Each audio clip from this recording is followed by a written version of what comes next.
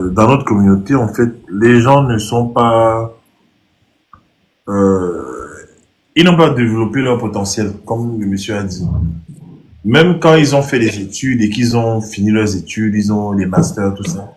En termes de potentiel humain, en fait, c'est très faible, en fait. C'est-à-dire que on a très peu de gens dans notre communauté, qui sont très bons dans un domaine, tu vois, qui sont Mm. des experts dans un domaine. La plupart sont des diplômés et ils courent vers un travail, ok. Mais vraiment, quand je parle d'expert, c'est-à-dire, je parle de maître dans une activité. Par exemple, on peut voir quelqu'un qui est un expert dans le domaine des nouvelles technologies, Internet, le digital, la prise de parole en public. Quelqu'un qui a poussé son talent très très loin, en fait. Et on a des gens, par exemple, qui ne savent pas faire des inventions, on a des gens en général qui sont un peu moyens, tu vois un peu, non? Et Ouais. ce qui fait la force d'une communauté, c'est vraiment le potentiel lié au talent. C'est pour ça que j'ai toujours insisté dessus, en fait, que tout commence à ce niveau-là. Moi, je vois des Africains qui étudient pour avoir un diplôme et trouver un travail. Ça s'arrête là. Sauf qu'ils ne tapent même pas dans le un Ouais. dixième de leur potentiel, en fait. Il n'y a pas de hasard dans la vie. Seuls les Africains croient au hasard. Vous voyez? Mm. Le hasard n'existe pas. Tout Africain a connu l'école coloniale. Et je vais vous donner un nom. Il s'appelle Georges Hardy. Georges Hardy, c'est un haut fonctionnaire français des années 1800-1900. Voilà. Et c'est Georges Hardy qui était le pilier de réécrire l'école coloniale de l'Afrique, dont l'enseignement, dans son livre s'intitulait L'enseignement dans les écoles de l'Afrique occidentale française. Mm. Ouais. Donc là, c'est lui qui a donné notre éducation que nous voyons nos chefs d'État ont là et qui n'a pas changé jusqu'à aujourd'hui. Et ce livre est paru en 1917. Ouais. 1917, il y a Donc, longtemps, hein?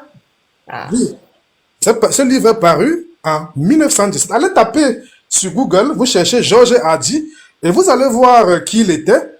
Voilà, c'est un monsieur qui était envoyé en Afrique dans ces années-là pour Mm. l'enseignement, pour réécrire l'enseignement des Africains et que les fonctionnaires africains voilà, les fonctionnaires africains sont passés par là, les dirigeants africains sont passés par là.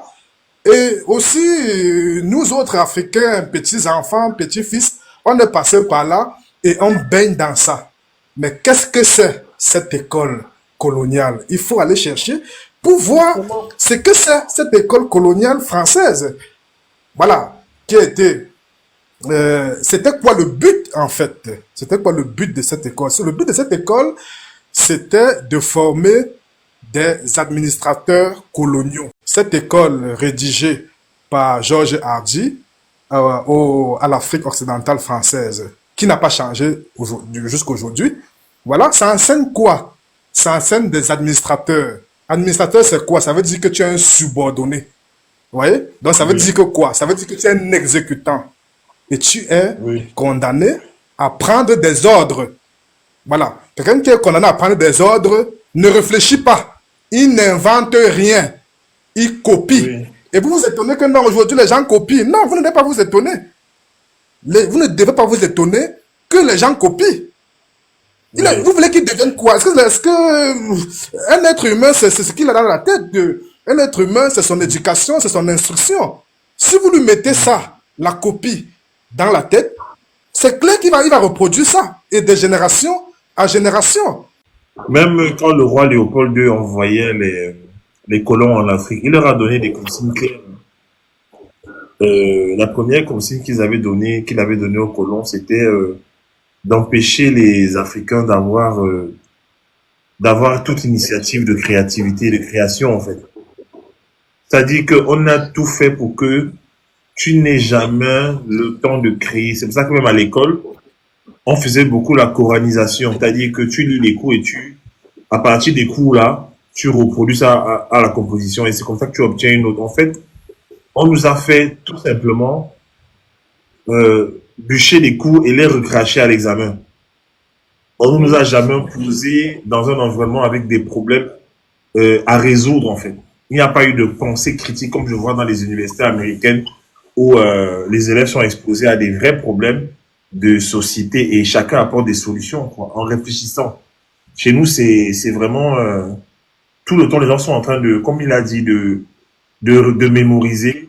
On voit ce que l'autre fait, on mémorise tout. Moi, j'ai des gens qui sont venus dans mes formations, qui ont tout copié et ils sont allés faire la même chose, en fait, sans prendre Voilà. le temps Aucune originalité. aucune organisation, voilà, sans prendre le temps de, voilà, de créer, quoi. J'ai aussi vu un jour à Makepe, en 2013, un jeune garçon qui vendait du poulet brisé, avait du plantain tapé, c'était trop bon. Les gens faisaient la queue pour acheter. Je suis rentré en France et je suis revenu peut-être 7 mois après. Tout le monde au quartier l'a vendu le plantain tapé avec le poisson, le poulet grillé, quoi. Tout le monde. Et le pionnier a disparu parce que bon, c'est sûr qu'il avait été dégoûté. Et j'ai constaté cette chose-là au Cameroun. Par exemple, tu peux avoir une académie même d'art oratoire, tu formes des gens dans la prise de parole en public. Tu vas avoir des gens qui vont t'approcher que vraiment, j'aime ce que tu fais. Les gens vont commencer à causer avec toi en inbox souvent. Je veux que tu sois mon mentor, je veux que tu sois mon mentor. Et après un jour, il va faire ta formation, mais il vend ça à 20 000. Tu vois?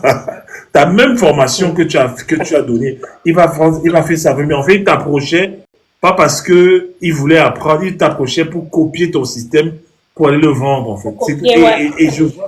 Et je trouve ça vraiment, pourtant qu'en fait, il y a tellement de choses à créer, tellement de choses à créer, en fait. C'est dommage. Ouais. Bref.